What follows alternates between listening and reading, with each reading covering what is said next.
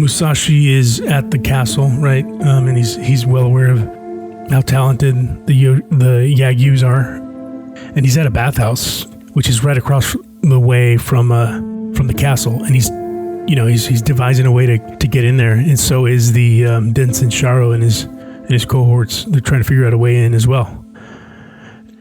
Musashi slipped into a communal bath with a content sigh, his 6-foot frame causing the hot water to overflow. For some reason, this startled the 3 men, and one of them looked straight at Musashi, who had leaned his head against the edge of the pool and closed his eyes. Gradually, they took up their conversation where they had left off. They were washing themselves outside the pool. The skin on their back was white and their muscles plain.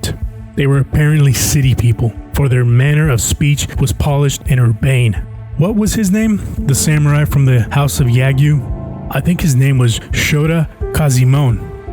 If Lord Yagyu sends a retainer to convey a refusal to a match, he can't be as good as he's said to be. According to Shota, Sheki Shusai retired and never fights anyone anymore. Do you suppose that's the truth, or was he just making it up?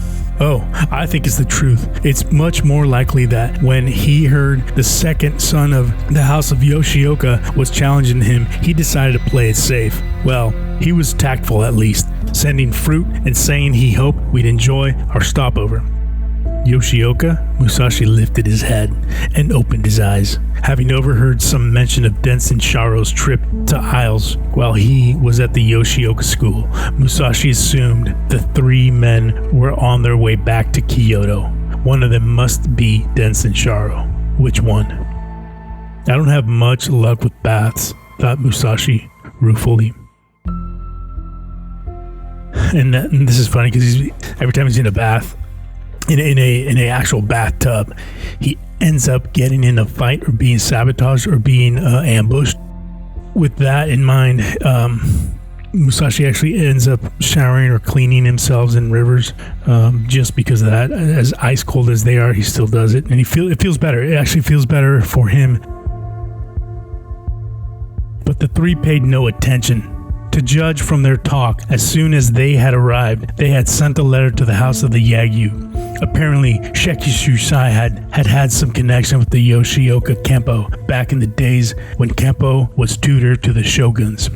No doubt because of this, Sheki Shusai could not let the Kempo's son go away without acknowledging his letter and had therefore sent Shota to pay a courtesy call at the inn. In response to this, the best these city youth could say was that Sheki Shusai was tactful, that he had decided to play it safe, and that he couldn't be as good as he's said to be. They seemed exceedingly satisfied with themselves, but Musashi thought them ridiculous.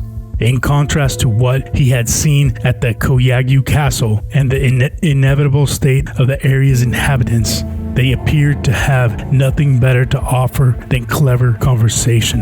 It reminded him of a saying about the frog at the bottom of the well, unable to see what was going on in the outside world.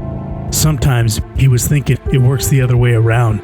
These pampered young sons of Kyoto were in a position to see what was happening at the center of things and to know what was going on everywhere. But it would not have occurred to them that while they were watching the great open sea, somewhere else, at the bottom of a deep well, a frog was steadily growing larger and stronger.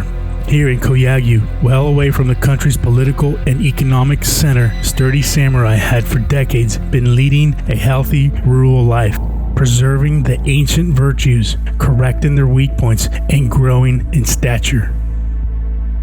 With the passage of time, Koyagyu had produced Yagyu Minayoshi, a great master of the martial arts, and his son, Lord Muninori of Tajima, whose prowess had been recognized by Ieyasu himself. And there was also Muniyoshi's older sons, Garizomion and Toshikatsu, famous throughout the land for their bravery, and his grandson, Hyoga Toshitoshi, whose prodigious feats had earned him a high-paying position under the renowned general Kato Kiyomasa of Hygo. In fame and prestige, the house of the Yagyu did not rank with the house of the Yoshioka, but in terms of ability, the difference was a thing of the past. Denshin Sharo and his companions were blind to their own arrogance. Musashi, nevertheless, felt a little sorry for them. And there it is, and as you can see, Musashi picks up on these little things, even in the bathtubs, even on comparing the countryside, comparing the landscape. The city is decaying. The rural areas are strong, they're powerful, they're growing. These kids are full of themselves. The samurai at the Yagyu are not. They pay attention.